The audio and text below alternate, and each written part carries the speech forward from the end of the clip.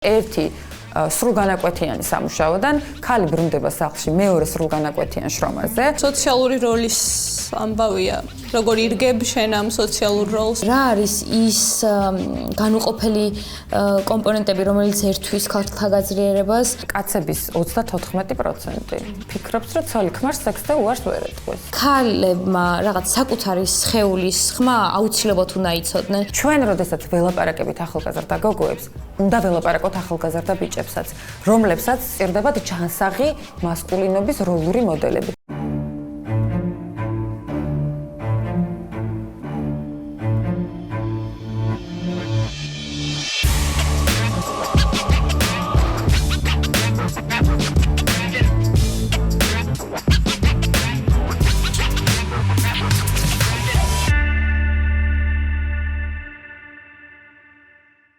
მოგესალმებით, გიბრუნდებით პოდკასტით თაობის ხმა.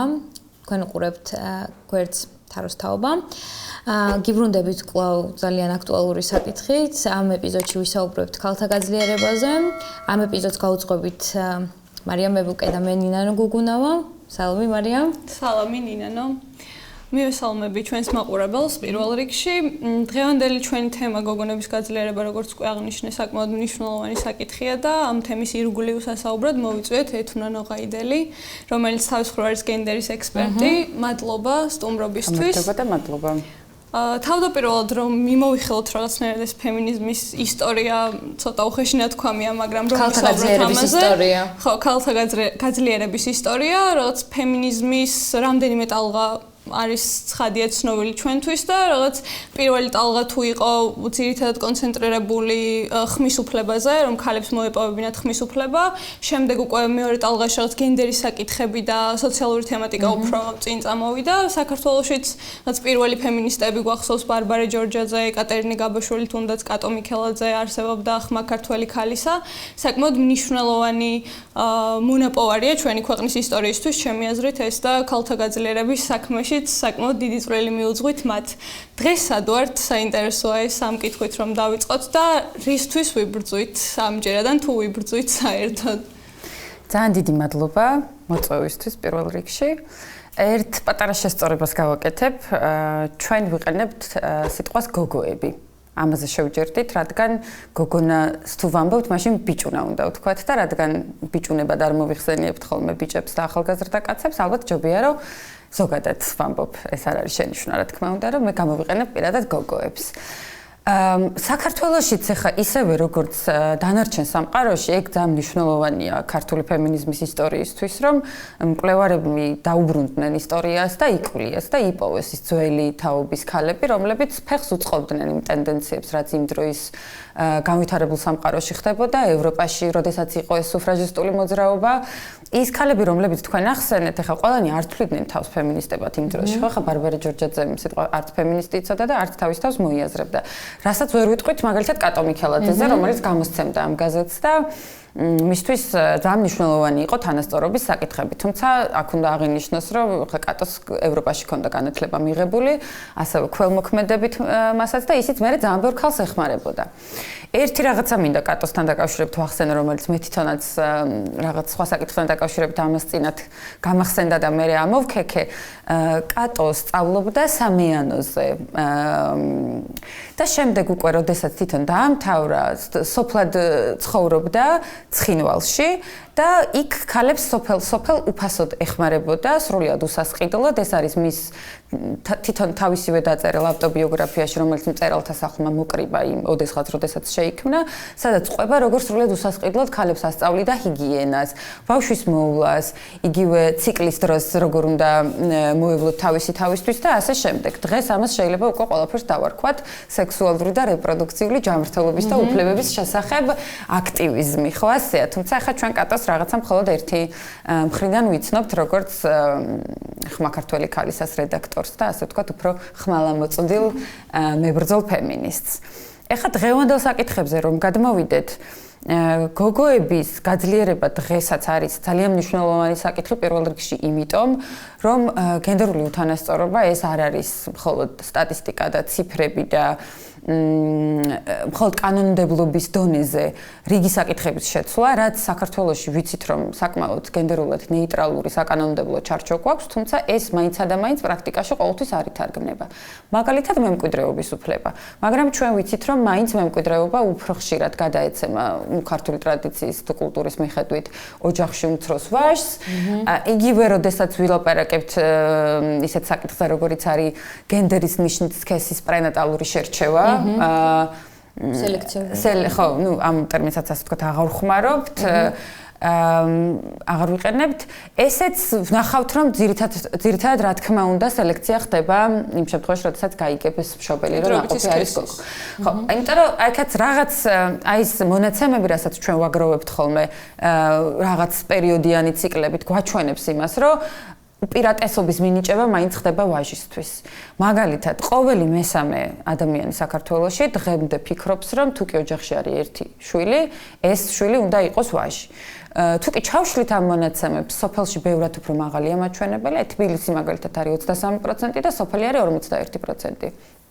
რაც იმას ნიშნავს, რომ სოფლად მცხოვრები ადამიანებისთვის ეს კიდევ უფრო მნიშვნელოვანი საკითხია. ყოველ ცნობიერების ამაღლების საკითხიც არის, იმიტომ რომ რაღაცნაირად საჭიროა რომ მივაწვდინოთ ამ ადამიანებს უფრო მეტი ინფორმაცია და ხმაც. ანუ ერთია რაღაც შაბლონური ტექსტები, რომ კი ცნობიერების ამაღლება საჭიროა, მაგრამ მეორე მხრივ რაღაც ქმედითი ნაბიჯებიც უნდა გადაიდგას ალბათ მაგ თვალსაზრისით. ხო, იცით რა, ცნობიერების ამაღლება არის ძალიან მნიშვნელოვანი და ზუსტად მაგიტო ვახსენე. საკანონმდებლო ჩარჩო თუ არა გაქვს ცნობიერები, რაც არ უნდა ამაღლო, ადამიანს ხელფეხი აქვს შეკრული, ხო? მაგრამ მეორეს მხრივ თუ კი თქვათ იგივე ეკონომიკურ სოციალური კონტექსტი არ მიყვება იმ საკითხებს, რასაც ჩვენ ამ ცნობიერების ამაღლების კამპანიებით წინ წამოვწევთ, ხო, აი იგივე თქვათ აი დასაქმების საკითხი. თუ კი თქვათ ადრეული ქორწინების მაჩვენებელი დაგვრჩება ისევ მაღალი. თუმცა იცვლება ეს და მაგას ვახსენებ მე. თუ კი გოგოები წყვეტენ სწავლას ადრე, არიღებენ განათლებას, შრომის ბაზარზე არ არიან სათანადოდ ჩართულები. ეს ყველაფერი შემდეგ ჯაჭურად იწყებს უკვე იმ რეაქციას, რის შედეგადაც ჩვენ რაც არ უნდა ცნობიერების ამაღლებაზე ვიმუშაოთ, ისევ იგივე შედეგზე გავდივართ, რომ ქალი არის უფრო ღარიბი, ქალი არის უფრო მოწყვლადი, შესაბამისად ოჯახები ეკონომიკურად დამოკიდებულები არიან ვაჟი შვილებზე და რა თქმა უნდა, შემდეგ უკვე ეს ითარგმნება იმაშიც, რომ ანუ უფრო მეტი, ასე ვთქვათ, საპენსიო მოლოდინი, იმიტომ რომ აი ეგ იმ სოციალურ ფონდს უკავშირდება, რომ თუ კი სისტემა არ არის გამართული და ადამიანს არ აქვს იმედი საკუთარი პენსიის, ამიტომაც ეყრდნობიან ისინი ვაჟ შვილებს. აქედანაც გამომდინარეობს, ხო? და ნუ კულტურული ფაქტორიც ახლა გვარის მნიშვნელობა საქართველოში, რაც გაგრძელებელი როგორც ასეთი ტერმინი. დავიჯეროთ, რომ ყველა ქვეყანაში ასეა. ეს არის კულტურული ფაქტორი ნამდვილად კავკასიის ქვეყნებში და მაინცსა და მაინც მთელს მსოფლიოში არ არის ეს ტენდენცია. პრინციპში ახლა ასე თუ ისე მიმოვიხილეთ ის გამოწვევები, რაც არის საქართველოში, მაგრამ რაღაცნაირად მინდა რომ კიდევ უფრო კონკრეტულად შევეხოთ ქალთან ეკონომიკურ გაძლიერებას. საქმე იმაშია, რომ რაღაცა პატრიარქალურ სისტემაში, ნამდვილად როგორც აღნიშნეთ, ყველა სისტემაში ქალი როცა არის ჩარგრული, პრინციპში ყველა სისტემას ეხება ეს, ყველა ინსტანციას და ყველა მიმართულებას და რაღაცნაირად თანამედროვეობაში და ალბათ მე ვთვლი, რომ საკუთარი თავის გაძლიერებაში ერთ-ერთი ძალიან მნიშვნელოვანი რესურსი არის ფინანსური რესურსი, ფინანსური პასუხისმგებლობა, რომელიც ქალებმა მოიპოვეთ პრინციპში. და ზოგადად მინდა ვისაუბრო იმაზე, რა გამოწვევებია ამ კუთხით. შემდეგ გავამახვილოთ ცოტათი პროფესიულ სტიგმებზეც ყურადღება და იმ შუშის ჭერზე, რომელზეც აქტუალურად საუბრობენ თანამედროვეობაში, მე ასე ვიტყოდი, მაგრამ მაინც ბოლომდე თითქოს არ არის ეს აქმული როგორც რეალური პრობლემა. ის რაც ვილაპარაკე პირდაპირ კავშირშია. მაგალითად ადრეული ქორწინება რო ვახსენოთ, ხო? რატომ არის ადრეული ქორწინება ძალიან საზიანო პრაქტიკა, რომელიც პირველ რიგში რა თქმა უნდა გოგოებს ეხება სტატისტიკას რო შევხედოთ, რა თქმა უნდა შესაძლებელია ხანდახან, რომ ახალგაზრდა კაცი დააქორწინონ, მაგრამ უმეტეს შემთხვევაში ეს არის გოგოები. მან ვახსენებ იმ სტატისტიკასაც, რომ ესე იგი 2010 წლიდან 2018 წლამდე სტატისტიკა იყო გაყინული. 14% იყო 2010 წელს იმ ქალების რაოდენობა, რომლებიც ამბობდნენ, რომ 18 წლამდე იქორწინეს, ხოლო 2018-ში 13.9. ანუ ფაქტიურად ძვრა არ იყო. თუმცა ეხლა ჩვენ გვაქვს უახლესი მონაცემები, რომელიც საქსტატთან ერთად გაკეთდა და ვხედავთ, რომ ეს არის 6 და 9. რაც ნიშნავს, რომ ძალიან დიდი ნახტომია. 2018 წლის შემდეგ ამაზე ალბათ იმოქმედა კანონმდებლობის შეცვლა, ცნობიერების ამაღლება და იმანაც ალბათ რომ აი ვთქვათ სკოლის მხრიდან შეტყობინება, ჯანდაცვის სისტემიდან შეტყობინება, სავარაუდოდ ეს უფრო გაიზარდა. და გამოვლენა რომ არის გაზრდილი, ეს არის ძალიან დადებითი ტენდენცია. ეს იმას ნიშნავს, რომ ცნობიერება არის ამაღლებული და უფრო მეტი ადამიანს მიაქვს ეს შეტყობინება.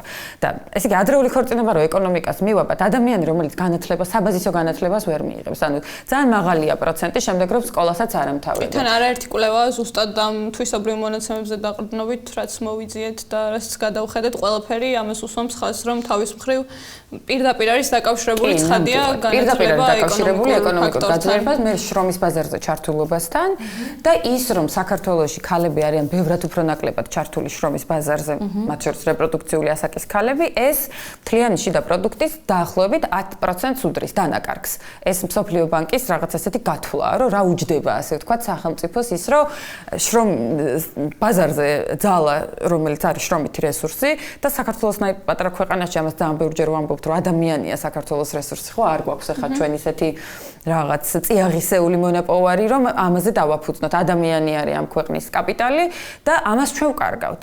მაშინ, როდესაც განათლების მონაცემებს თუ შევხედავთ მაინც, ანუ გოგოებს ძალიან კაი მაჩვენებელი აქვს, ძალიან კარგად სწავლობენ, მაგრამ შემდეგ არ ხდება ამისი სათანადოდ ასახვა შრომის ბაზარზე. დიასახლისების შრომაც რაღაცნაირად არ არის გათვალისწინებული მაგ მაჩვენებელში, რაღაცნაირად თუ ეკონომიკაში გვასწავლიან იმას, რომ ყველაფერი ფული ღირს და ყველაფერი რაღაც საზღაურს მოითხოვს, დიასახლისების შრომას ასეთ არ ვაკონვერტირებთ, მოკლედ ამგვარად. რა თქმა უნდა, მაგრამ აქ ისე მივალ სისტემურ პრობლემასთან, როდესაც დეკრეტული შვებულება ქვეყანაში არის 6 თვე და 2000 ლარით ნაზღაურდება ჯამურად.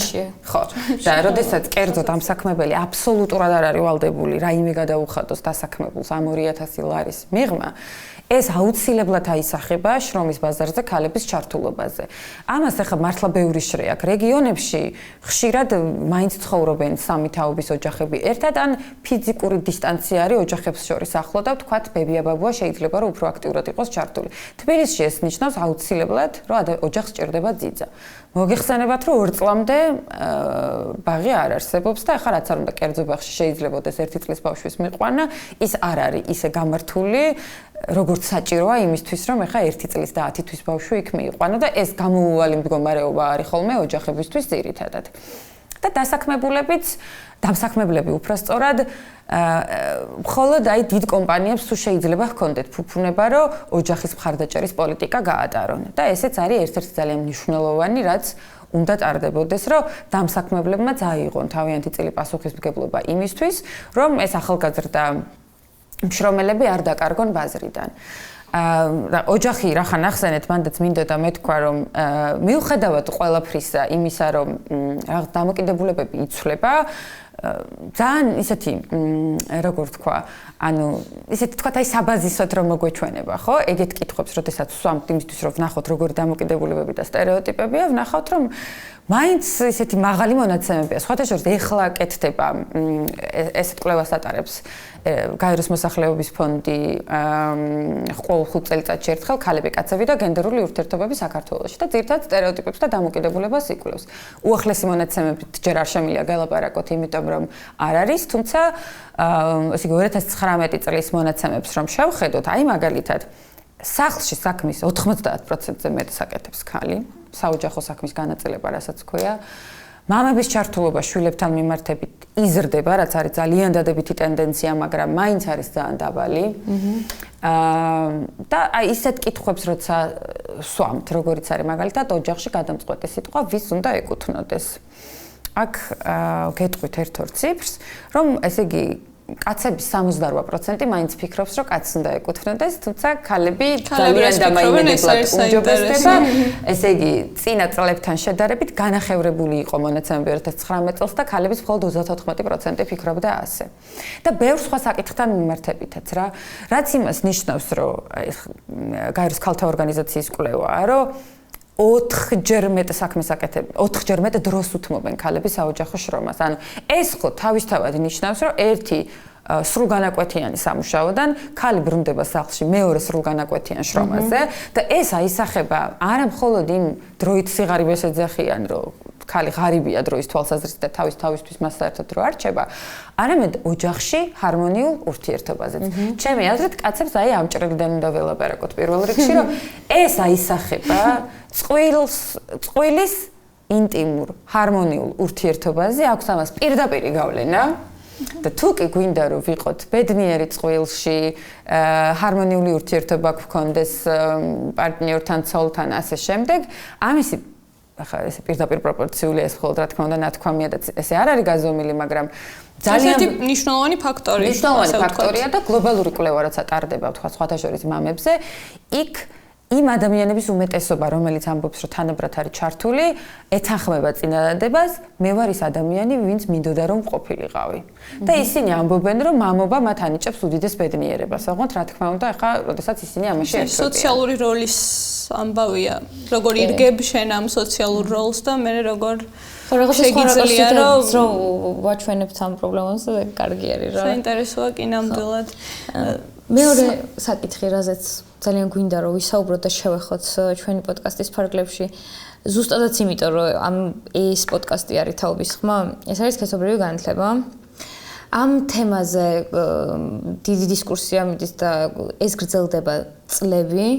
მაგრამ პრინციპში ვერც ვიტყვი რომ ცვლილებები არ არის ამ კუთხით საგანმანათლებლო ინსტიტუციებში თუნდაც, მაგრამ რაღაცნაირად მაინც იმ სითამამით ვერ ხერხდება ამ საკითხის წინ წამოწევა, როგორც ამ საკითხს რეალურად უხდება და როგორც სჭირდება. სქესობრივი განათლება არის ალბათ დამეთანხმებით, რომ უდიდესი თავდაცვის მექანიზმი და ვთვლი რომ გოგონებთა გაძლიერების უმნიშვნელოვანესი კომპონენტი. აი, რას ფიქრობთ ამ საკითხზე თქვენ ზოგადად? რა არის ის განუყოფელი კომპონენტები, რომელიც ერთვის ქალთა გაძლიერებას, ის ცოდნა, რომელიც გოგოებს სჭირდებათ? ერთსაც დავამატებ. უბრალოდ რადგან ამ თემას უკავშირდება, როცა ამ პოდკასტის იდეა გაჩნდა და ამ თემაზე გოგოების გაძლიერებაზე იყო საუბარი, ერთ-ერთი ჩემი მნიშვნელოვანი მოტივაცია რის გამოც მინდოდა რომ ამ პოდკასტის წამყვანი ვყოფილიყავი, იყო ის რომ გვესაუბრა ნაადრევ ასაკში სქესობრივ ურთიერთობებზე და აღვნიშნა ის პრობლემები და ამ ჭრილში სექსუალური განათლების მნიშვნელობა, რომ შემდეგ რაღაცნაირად ხმა მიგვეწოდებინა არა მხოლოდ ჩვენი თაობისთვის, არამედ სხვებისთვისაც. და მინდა რომ ამ თემაზეც ვისაუბროთ და რაღაცები აღვნიშნოთ ის ფაქტორები, რაც მნიშვნელოვანია და თავისუფლ პრევენციის გზებზე ვილაპარაკოთ. კი, აი მეც მყავს თინეიჯერი შვილი და აი კლასში როდესაც უკვე მაგ ასაკს აღწევდნენ ბავშვები, რომ ეს საკითხი დგებოდა ძალიან აქტუალურად, შევეჯახე იმას, რამდენად ახალგაზრდა მშობლებისთვისაც რთული ასახსნელია, რამდენად მნიშვნელოვანია, რომ სწორი ინფორმაცია მიიღოს მოზარდმა ამ საკითხებზე და ის, რომ ეხა ინტერნეტში არის განუზომელი, შეუზღუდავი ინფორმაცია, რამდენად შეიძლება ამან პირიქით დააზიანოს ახალგაზრდა ადამიანის, გოგოსიც და ბიჭისიც, წარმოდგენები ინტიმურ ურთიერთობებზე, რაც შემდეგ შესაძლოა აისახოს მის ყველა ურთიერთობაზე ცხოვრებაში და ჩემს თაობაზე თუ ვილაპარაკებ, ვიტყვი, რომ ჩემი თაობა კისერს იტეხდა ყველა ფეხის ნაბიჯზე და ანეკდოტურად გადმოცემებით ვიღაცამ რომ ადრეულად იქორწინა, იმათგან ვისწავლეთ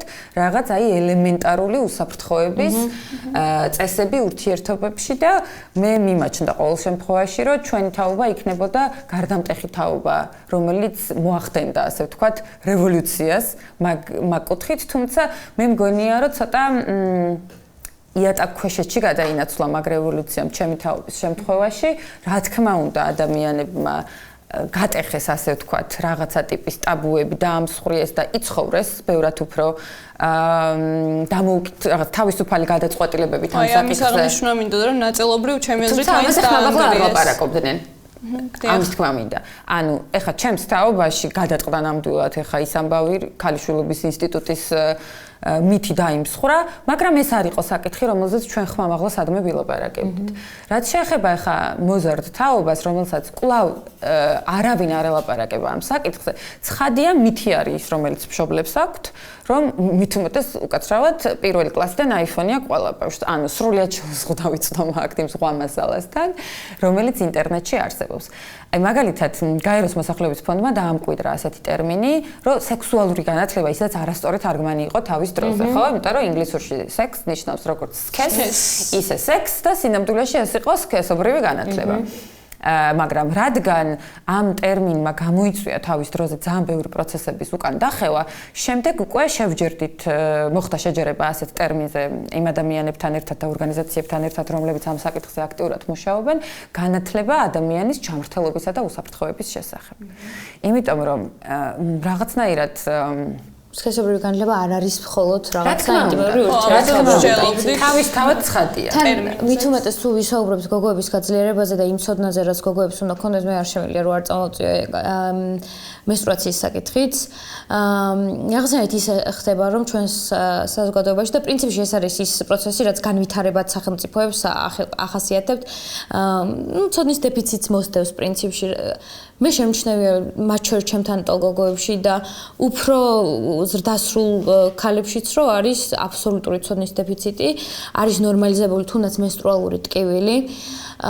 რაღაცნაირად არ მინდა რომ უარყოფითი კუთხით შევხედო და ვთქვა რომ არიციან უბრალოდ და მათი ბრალიან რაღაც მსგავსი მესიჯები არ მინდა რომ გაჟღერდეს.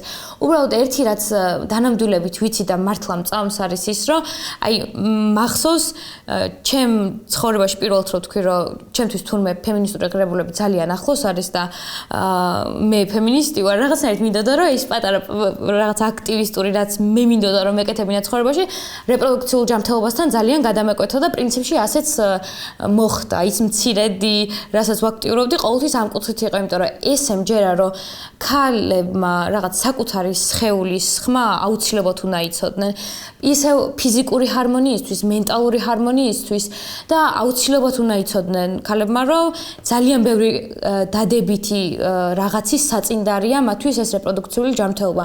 ამაში ვგულისხმობთ აუცილებლად ჯანმრთელ და ჯანსაღ მენსტრუაციას, გულისხმობთ ასევე სწორ სქესობრივ ცხოვრებასაც, ასევე ქალებს აუცილებლად უნდა ჰქონდეთ კონტრაცეფციის ხელმისაწვდომობა, რაც ჩვენს სახელმწიფოში ცოტა ისეთი საკითხია, ბევრი კონტრაცეპტული საშუალება არ გვაქვს, ადამიანებს არ მიუწვდებათ ხელი თუნდაც ექიმთან კონსულტაციაზე ან იმ კონტრაცეპტული საშუალებების გამოყენებაზე და ამაში ფულის გადახდაზე ჩვენ ქვეყანაში და კიდევ ერთი რაც აუცილებლად მინდა აღვნიშნო არა რაღაც სადისკუსიოდ მინდა რომ უბრალოდ ეს ინფორმაცია გავაჟღერო რომ სკრინინგიც უმნიშვნელოვანესია ქალის რეპროდუქციულ ჯანმრთელობაში იმიტომ რომ ქალებს ბოლო დროს საკმაოდ გააქტიურდა კი ამაზე საუბარი გააქტიურდა თუმცა ეს პრობლემა პირიქით მოგვარებისკენ უფრო მიდის მე მაინც ამ კუთხით წავალ იმიტომ რომ ხო, ანუ გვაქვს აუცილებლად უნდა ვთქვათ, რომ ქვეყანაში, საქართველოში გვაქვს პაპილომავირუსის საწინააღმდეგო ვაქცინა, ეს არის უმნიშვნელოვანესი ვაქცინა, რომელიც უნდა გაიკეთოს აუცილებლად ყველა გოგომ, რომელიც სქესობრივად აქტიურად ცხოვრობს, ან მანამდე ეს შეზღუდვა არ არსებობს, არავინ არ მოგატყუა დავაში, იმიტომ რომ ვრცელდებოდა ეს ინფორმაციებიც, რომ თითქოს თუ დაწყებული აქვს სქესობრივი ცხოვრება, მაშინ აღარ უნდა გაიკეთო, ასე შემდეგ 45 წლამდე ქალებისთვის ეს არის უფასო ვაქცინა. უმნიშვნელოვანესი უნდა გვჯეროდეს ჩვენ რაღაცნაირად მტკიცებითი მედიცინის და უნდა ვიცოდეთ რომ არსებობენ ქვეყნები რომლებიც საშუალო მოსყელის კიბო დაამარცხეს იმიტომ რომ მათი შვილები თავის დროზე აიცნენ, თავად აიცნენ და ეს პრობლემა რომელიც ქალთა სიმსივნეებში საშუალო მოსყელის კიბო არის მეორე ადგილზე დღესაც კი საქართველოში ადრე უფრო სტატისტიკა იყო და კიდევ რაღაცა ინფორმაციული კამპანიებით რაღაცა იცვლება ეს სკრინინგიც უნდა ვიცოდეთ რომ 25 წლიდან ქალებს სკრინინგ ცენტრებში უფასოდ ეკუთვნით პაპ ტესტი უმნიშვნელოვანესია და გოგონებო, ქალებო, არასოდეს არ გამოტოვოთ ეს შესაძლებლობა, აკონტროლეთ თქვენი ჯანმრთელობა და მე მჯერა რომ საკუთარ თავზე ზრუნვა კიდე რაღაცნაირად ძალიან გვაძლიერებს რა. ჩემი აზრით მაქედან იწყება ყველაფერი, იმიტომ რომ რაღაც როცა საკუთარი სხეულის ხმას უსმენ, მე მგონია რომ გარშემოთ საკმაოდ ერთ პროგრამაზეც დავამატებ უბრალოდ მკერდის კიბო ძალიან სერიოზული პრობლემა არის მათ შორის საქართველოში, იმიტომ რომ იქ სხვადასხვა პრობლემები არის იქ უკვე ჯანდაცვის სისტემის პრობლემა არის, იქ რაღაცა ხელმისაწვდომობის პრობლემა არის ასე შემდეგ, მაგრამ სკრინინგზე აქაც უნდა ითქვას, რომ 40 წლიდან ისედაც ეკუთვნის ქალს ამის შემოწმება და უფასო არის ქალბატონებისთვის ესეც. ქალბატონი მეგვეცუდათ გამომივიდა ცოტა ქალებისთვის ესეც და აუცილებლად უნდა გამოვიყენოთ ის შესაძლებლობა, რაც ამ რაღაც მწირი ჯანდაცვის პირობებშიც გვეძლევა ქალებს იმისთვის, რომ გავმართოთ ჩვენი რეპროდუქციული ჯანმრთელობა. ხომ თავარია მანდილოსნები არ ვახსენოთ, როგორც იციან ხოლმე. სიტყვა ქალი ერთი პერიოდი თითქოს ამოვარდა ხმარებიდან, ხალხს ერიდებოდა ამ სიტყვის. შევნიშნე, ვიცი, არა ხდება. არა, ისედაც მე რაღაცნაირად გამოფრინდება. მე გოგოზე მეტად ფრონდად ქალი მომწონს. მე საკუთარ თავს ქალს ვეძახი, იმიტომ რომ ეგრე უფრო ხო, მინდოდა რაღაცები მე თქვა იმასთან დაკავშირებით, რაც ახსენეთ. ის რომ რატომ უნდა ვასწავლოთ მოზარდებს, თავიანთი უფლებები, აი ეს რაღაცა თავიანთი პირადი სივრცის პატივისცემა. ჩვენ ვართ ქვეყანა, სადაც იმდენად ტაბუირებულია ასეთი საკითხები, რომ ვერ ვაღიარეთ, რომ პედოფილია არსებობს. და ვერ ვაღიარეთ ის, რომ თუ კი ამ ინფორმაციას ჩვენ არ ვასწავლით პატარა ასაკიდან ჩვენს შვილებს. ეს დანაშაული ძირითადად არის ჩადენილი ისეთი ადამიანის მიერ, რომელიც ბავშვს ძალიან კარგად იცნობს. ბავშვმა თუ არ იცის თავისი პირადი საზღვრები, ის ვერასდროს ვერ გაიგებს, სად გადაიკვეთა ეს მისი პირადი საზღვარი და ამის მაგალითი მშობელი უნდა იყოს პირველ რიგში. ხო, ეგ ერთი. მეორე, ის რომ მაგალითად ეხლა ჩვენ თაობას დავუბრუნდები, ხო? თინეიჯერობის დროს, ესე იგი, კარგი გოგო იყო ის გოგო, რომელიც ყოველთვის არას ამბობდა. მოკლედ რო ვთქვათ, ხო? შემდეგ თუ კი ეს ტრენდი იცვლება და კარგი გოგო არის ის, ვინც ყოველთვის კის ამბობს, იგივე პრობლემაა, ხო? იმიტომ რომ ეს რაღაცა კარგი გოგოს სტანდარტი, როდესაც დგება სხვადასხვა ტენდენციებით, ეგ არ ნიშნავს იმას, რომ გოგოს აქვს ავტონომია თვითონ გადაწყვიტოს მას რა უნდა. იმიტომ რომ ის რო კი თქვა, ამისი უფლება გააქვს, მაგრამ არას თქმას უნდა ძალაუფლება და თანხმობის მნიშვნელობა ნებისმიერ ინტიმურ ურთიერთობაში, მათ შორის მაშინაც, როდესაც წყვილი არის ცოლ-ქმარი, არის გადამწყვეტი მნიშვნელობის და ამას თუ ჩვენ არ ვასწავლით შვილებს, გოგოებსაც რა თქმა უნდა და ბიჭებს რო თანხმობა მნიშვნელოვანია, თანხმობა რო არის ცენტრალური ნებისმიერ ურთიერთობებში, თორე ხა ჩემ დროს მაგალითად ფლირტის ფორმა იყო ის, რომ ვიღაცა თავს არ გაგანებებდა არასდროს. დღეს ამ ყველაფერს ადევნება და გადაკიდება ქვია და ისჯება კანონით, ხო? დრო იცვლება. ხშირად Facebook დისკუსიაზე მე შემხვდება ხოლმე, რომ მაშინ ჩემი ცოლი მე ესე იგი რაღაცა და ესეთი ბედნიერი ოჯახი გვაქვს 30 წელია. ოკეი. შვენიერი გილოცავ. მაგრამ მეგრე 30 წლის წინ გაუპატიურება შეიძლება არ ისჯდებოდა და სახელი არ ერქვა, მაგრამ დრო იცვლება. ეს დრო და კონტექსტი არის ყველაფერი და არის ძალიან მნიშვნელოვანი და ჩვენ შვილებს უნდა ვასწავლოთ. ახლა ჩემი თინეიჯერი შვილი ბიჭია და იგივენაირად განვიცდი მას თუ რაღაც შეეშლება, თუ კი ვთქვათ რაღაცის ქვეშ აღმოჩნდება ჩემი გოგო, რომელიც ნუ ჯერ არ არის მაგასაკთან მიახლოებული. ამიტომ ეს არის უკიდურესად მნიშვნელოვანი, მაგრამ ასევე სხვადასხვა ინტიმურობასთან დაკავშირებით ის უნდა დამემატებინა, რომ ის რომ ესა სექსის თემა არის ასეთი ტაბუირებული და გვიჭირს ამ საკითხების გატანა შესაბამისად, მათ შორის განათლებულ მშობლებთანაც რთული მისატანია ის საკითხი, რომ საჭირო არის რომ მოზარდებს ამ თემაზე ველაპარაკოთ და არგუმენტები არ ილევა ხოლმე როგორც წესი. ზოგადად, აი მაგალითად ერთ-ერთი კვლევა არის, რომელიც ქალთა ინიციატივის მხარდამჭერი ჯგუფის მიერ არის ჩატარებული, სადაც ხედავთ ასეთ მონაცემს, რომ ადამიანების 66% ეთანხმება, ან სრულიად ეთანხმება იმ მოსაზრებას, რომ მისთვის მიუღებელია, რომ კოცნაც კი დაინახოს ქუჩაში. ეს ეხა რაღაცა მართლა ძალიან კულტურული მომენტია, რომ ესე იგი ქალისა და კაცის არაფერი მეტი. ანუ ეს არის მართლა ძალიან რაღაცა დამახასიათებელი კულტურული მომენტი და ალბათ სამხრეთ კავკასიის და ჩრდილოეთ კავკასიის სხვა ქვეყნებშიც ასეა, რომ ჩვენთან ეს ინტიმურობა ძალიან ჩაკეტილია შიდა სივრცეში და ცოტა მეტი გვაქვს სამუშაო ამ ყველაფერზე. ანუ ეს როგორ თქვა რა, ანუ პირდაპირ ერთხელაც უცებ არ განათდება რა.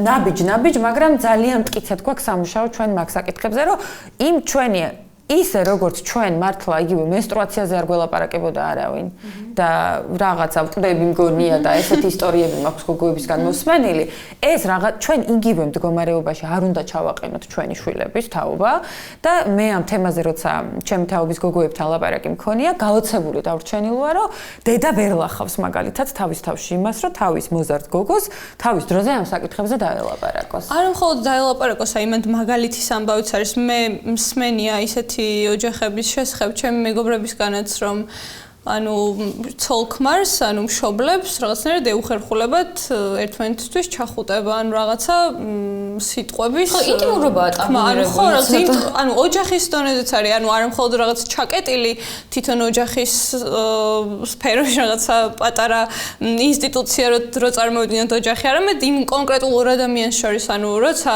რაღაცნაირად შვილს არ გაქვს ანუ ელემენტარული იმის შეგრძნება, რომ შენს მშობლებს ერთმანეთი უყვართ ან ერთმანეთს აფასებენ, თუნდაც ამ რაღაც ქმედებებით, ეგეც რაღაცნაირად რთულია ალბათ, ხო და თავის გავლენას ახდენს, იმიტომ რომ მაგალითით სწავლობს ალბათ ბავშვიც იმას, რა შეიძლება, რა არ შეიძლება და რა არის დაშვებული. კი, ანუ ზოგადად ამ ნაწილში იმის თქვა გვინდა, რომ სქესობრივი გაუნათლებლობა ცუც იწვევს, ანუ კარგს ვერცერთ შემთხვევაში ვერ იწვევს. და ეს იწვევს უაზრო ტაბუებს, მერე ძალიან სერიოზულ გართულებებს, იმიტომ რომ სტატისტიკით ვერანაირად ვერ გესაუბრებით, იმიტომ რომ ჩვენ ქვეყანაში ამ საკითხში კი არა, საერთოდ ძალიან ბევრ სხვა მონაცემებში სტატისტიკას ვერ ვაწარმოებთ. ძირითადად უფრო თვისობრივი ალბათ, ვიდრე მაგალითად ერთ მაგალითს გეტყვით რა, რომ აი მაგალითად ისე 2019 წლის მონაცემებზე რო ვთქვათ, კაცების 34%. ეს ნიშნავს, რომ ყოველ მესამე კაცს და კიდევ ცოტა უფრო მეტი ფიქრობს, რომ ცოლი ქმარს სექსზე უარს ვერ ეტყვის. ხო. ხვდებით ეს რას ნიშნავს? კი. ხო, ეს ძალიან უბრალოდ ნიშნავს. ზუსტად ამას ვამბობ, რომ ის ძალაუფლება, რომ ადამიანმა იცოდეს, რომ მან არა უნდა თქვას. ეგ არის ძალიან მნიშვნელოვანი საკითხი. საერთოდ თანხმობის თემა მე მგონი, არ ვიცი, ვერ ვიხსენებ, შეიძლება ცვალებად ნიშნებში სადმე ოდესმე ხსენდა, იმიტომ რომ ეს იყო ეს ჩემს არაქართულ მეგობრებს როცა ვეუბნებოდი, რომ პირველი სერიალია, სადაც ადამიანებს აქვთ სექსი. ხო. ვერ იჯერებდნენ, იმიტომ რომ არ ვიცი, ანუ ძალიან რაღაც რელიგიურ ფაქტორზეც ამახვილებენ ხოლმე ყურადღებას და ძალიან ბევრი ისეთი ფრაზა მოგვისმენია, რომ რაღაცა უწმინდურები და ეს და ის და ანუ რაც თავის მხრივ ასევე ცნობიერების ამაღლების ნაწილში, ანუ უნდა ვთქვათ ის, რომ საჭირო რომ ამ თემებზეც ამაღლდეს ცნობიერება და ის რომ ანუ რელიგიურ ფაქტორებს და თუნდაც იმ კულტურულ შაბლონებს არ უნდა დაუკავშიროთ. ადამიანები მეუბნებოდნენ, რომ ერთი ქართველი მღვდელი რაღაც არ ვიცი ბლოგერი მღვდელი არის შეიძლება, მაგრამ არსებობს ვიდეო, სადაც ის ხსნის, რატომ იყო თავის დროზე ეს შეზღუდვა, ციკლი როცა ქონდა ქალს იმ დროს ეკლექტრო, მართლა ჰიგიენური საშუალებები არ არსებობდა და რომ ეს არაფერ შუაში აღარ არის თანამედროვეობასთან. და რახან ამ საკითხს შევეხეთ, აუცილებლად მინდა ვახსენო მენსტრუალური სიღარიბე როგორც საკითხი და საქართველოში ეს არის აქტუალური საკითხი. ჩვენ შეიძლება ციფრებით ვერ ვილაპარაკოთ, მაგრამ ის რომ ჰიგიენური საფენები მაგალითად იბეგრება ისე როგორც ნებისმიერი სხვა პროდუქტი, თავისთავად კონტრაცეპტივს რომ არც ერთი დაზღვევა არ ანაზღაურებს, ეს ხო ისედაც ვიცით. Pink tax ეძახიან ხო? და ჩვენ შევხედოთ, ეხლა რა ღირს ეს საშუალებები თითოეული ციკლი თვეში ქალს რა ფასი უჯდება და ეხლა მაგითი მე 15 ლარი ღირს დღეს რასაც შევხედე ფასს ერთი შეკვრა, რომელიც მინიმუმ 2 არის საჭირო ციკლის დროს, ანუ 30 ლარი. ანუ წელიწადზე რო გადავამბრავოთ 160 ლარი მაინცა. შეიძლება 400 ლარი. ეხლა ჩვენ შევხედოთ ის, რომ მთელი საქართველოს ქალაქში არ ცხოვრობს. სოფელში, სადაც არის მხოლოდ ერთი სუპერმარკეტი, ის ტაბუებზე რო ვილაპარაკეთ. ეხლა ახალგაზრდა გოგოსთვის რამდენად რთულია რომ წარმოვიდგინოთ, ხელმისაწვდომობის ამბავია, ხო, რომ შევიდეს მარკეტში და ესეთი პროდუქტი მოითხოვოს. ან ახლა იმ კვლევას ვკითხულობდი, თანასწორობის მოძრაობის გაკეთებული კვლევა ამ საკითხზე, სადაც ხულოდან რესპონდენტის მაგალითია მოყვანილი, როცა გათოვდა, საერთოდ აღარ იყო. და დღეს 2023 წლის არის ეგ კვლევა საქართველოში, ქალებს სოფელში სჭირდებათ, რომ ხელნაკეთი საფენების შექმნან იმისთვის, რომ ის რაც არის სრულიად ბუნებრივი მოცემულობა ქალისთვის თვეში ერთხელ. ეს პერიოდი რომ გადააგორონ. ეს უნდა იყოს სრულიად მეუღებელი და ის რომ ახლა სკოლებში რეალურად ჰიგიენის პრობლემაა საპირფარეშოებში, ეს ახლა კიდევ ერთი ცალკე ძალიან სერიოზული საკითხი. დღევანდელ ციფრულ სამყაროში დგას აი ძალადობის საკითხზე გინდოდათ გადასვლა, ხო, რამდენადაც ხვდები და აი ერთ ამ საკითხს შემოვიდა. ხო, ვერაულით გვერდს პრინციპში. ფემიციდ რომელიც საკმაოდ აქტუალურია და ერთი მაგალითიც გვაქვს ბოლო პერიოდში სამწუხაროდ ისეთ შემთხვევების, როცა პირველი ფემიციდის სტატისტიკაც დათვლილია მე რამდენად ვიცი და არ გვაქვს კარგად ნახან არ მაქვს ხა ეგ სტატისტიკა, არ ველოდი фемициდის თემას მართალი რო გითხრათ, მაგრამ რა თქმა უნდა, კი ბატონო, შინაგან საქმეთა სამინისტრო დებს ხოლმე სტატისტიკას ნახავთ კი. ყველა წლის, ყველა კვარტლის სტატისტიკა დევს. ჩვენ და სამწუხაროდ კი, ხო, სამწუხაროდ ძალადობა არ უნდა აღვიქვათ, როგორც რაღაცა ცალკეული შემთხვევა, რომელიც ერთმა ცალკეულმა ინდივიდმა, რომელსაც არ ვიცი, რაღაც შეემთხვა თუ ანუ და რაღაცის ფონზე ჩაიდინა. ძალადობა არის სისტემური და ძალადობა არის წაქეზებული კულტურის მიერ. სამწუხაროდ. ამას ჩვენ თუ არ ვაღიარებთ, ვერ დავუპირისპირდებით ძალადობის იმ კულტურას, რომელიც აწარმოებს და კვლავ აწარმოებს მოძალადე ადამიანებს და სამწუხაროდ უნდა შევხედოთ ამასაც, რომ ეს მოძალადეების უმეტესობა, ანუ 90%-ს ხდება მონაცემი, არის კაცი. ამ საკითხზე როცა ჩვენ ვლაპარაკობთ, უნდა შევეხოთ იმ კულტურას, სადაც მასკულინობის ისეთი მოდელები არის წაქეზებული, რომელიც საზიანო არის მთელი საზოგადოებისთვის და პირველ რიგში კაცებისთვის. ამას ქვია ტოქსიკური მასკულინობა. კი ბატონო. რომელიც ახალისებს აი ამ უტუხ მუშტმაგარ ხო ძილთმაგარ მნიშვნელობას ასე ვთქვათ მასკულინობის, რომელიც თვითონ კაცსაც აქცევს ძალიან რთულ მდგომარეობაში და იმიტომ საზოგადოებისგან საკმაოდ არის ძალადობრივი თავისი არსით, არა. ისეთი სტანდარტი არის დაწესებული კაცურობის, რომელთან მიახლოებაც კაცისგან პრინციპში მოითხოვს იმას, რომ ის აი ამ ტოქსიკური მასკულინობის მოთხოვნები დააკმაყოფილოს. და რა თქმა უნდა, ჩვენ ძირითადი აქცენტი არის გოგოებზე, მაგრამ აუცილებლად უნდა ვახსენოთ ის, რომ ახალგაზრდა თაობაში იმდენად იცვლება და იმდენად სწრაფად იცვლება ტენდენციები, რომ აი მაგალითად, ქალის მთავარი მოვალეობა არის ოჯახი, როდესაც ვსვამთ ამ კითხვას. ესე კაცების 60% და ქალების 38% ამას ეთანხმება. მაგრამ თუ კი ჩავშლით ასაკობრივად, იქ ვნახავთ, რომ ახალგაზრდების ნახევარზე მეტი არ ეთანხმება.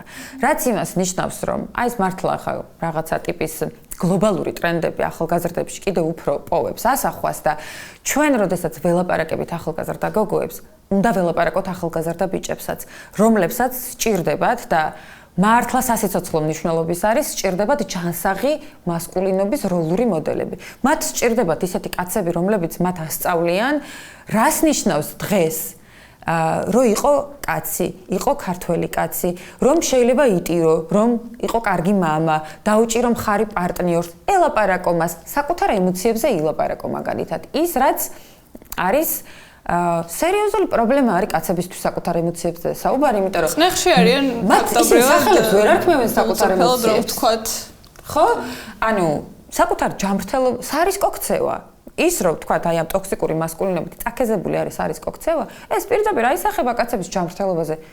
მოწევა, დალევა, მეტი ავარია აქვთ კაცებს, ექიმთან არ მიდიან და მენტალური ჯანმრთელობის უფრო მეტი ფატალური დარღვევები აქვს. რაც შემდეგ იწვევს დევიაციასაც საზოგადოებაში და ეს დევიანტური ქმედებაც ამითაა განპირობებული და გამოწვეული. საფარის ერთ-ერთ კვლევაში, რომელიც სხვა შორის ქალების ეკონომიკურ გაძლიერებას შეეხებოდა, შესავლის მერე სარჩევში იყო უთანასწორობის სტატისტიკა, ოღონდ ეს იყო ფრჩხილებში და თანასწორობის სტატისტიკა, რამაც ძალიან მიიქცია ჩემი ყურადღება. და იმ დროს, როცა ვსაუბრობდით სტატისტიკაზე და მიუხედავად იმისა, რომ კაცების უფრო დიდი წილი აღიარებს ამ სტერეოტიპებს, ვიდრე ქალების, რაღაცა პროცენტულად ქალებიც ეთანხმებიან საზოგადოებაში არსებულ სტერეოტიპებს. მინდა რომ რაღაცნაირად ამაზეც ვთქვათ ერთი-ორი სიტყვით, ეს უთანასწორობის სტატისტიკა კიდევ უფრო მეტად ახალისებს ამგვარ რაღაც სტერეოტიპებს თუ სჯობს მართლა რომ დაიწეროს თანასწორობის სტატისტიკა და არ იყოს რაღაც ესეთი რა მნიშვნელობა აქვს ამას კითხულობ.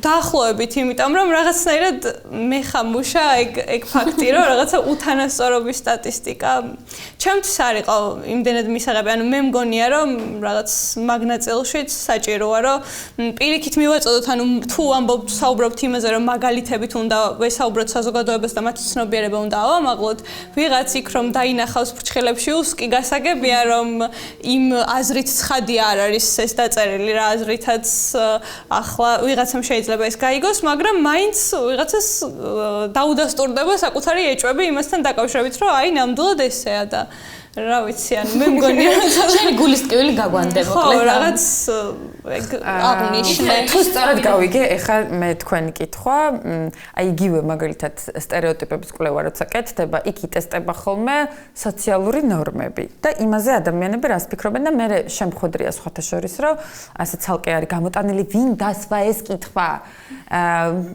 მაშინ კაცს თუ დაუსვეს იგივე კითხვა. კაცთან მიმართებით არ არის იგივე სოციალური ნორმა და შესაბამისად მაგალითად ოჯახში ბოლო სიტყვა კაცს უნდა ეკუთვნოდეს, ეს არის ნორმა და დამკვიდრებული და სწორედ ამასთან მიმართებით დაისმის კითხვა და შემდეგ იზომება ხოლმე მონაცემი.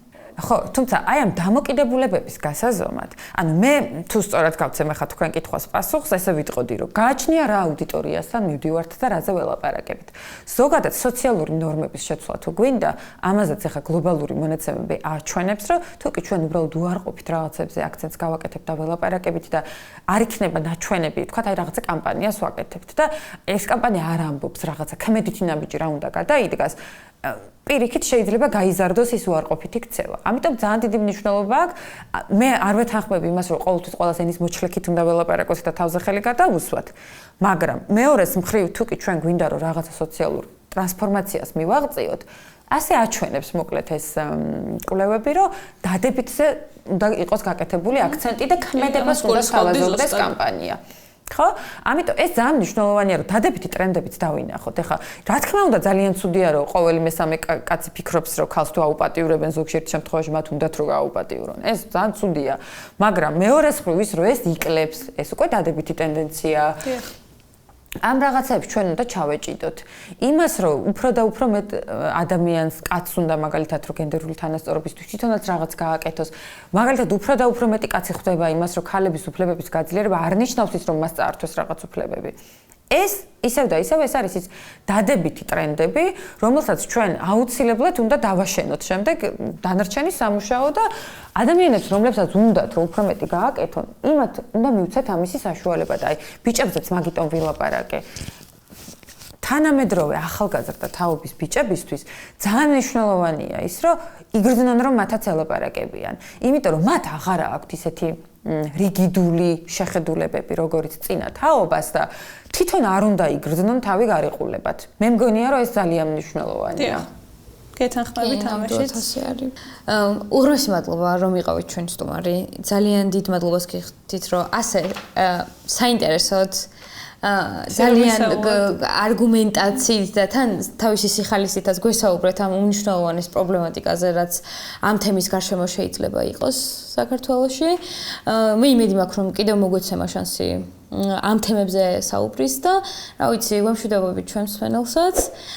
გამოიწერეთ ჩვენი არხი, აუცილებლად გაგვიზიარეთ თქვენი ფიქრები ამ საკითხთან დაკავშირებით კომენტარების სექციაში, დალაიქეთ და მომავალ შეხვედრამდე. მომავალ შეხვედრამდე დროებით. დიდი მადლობა.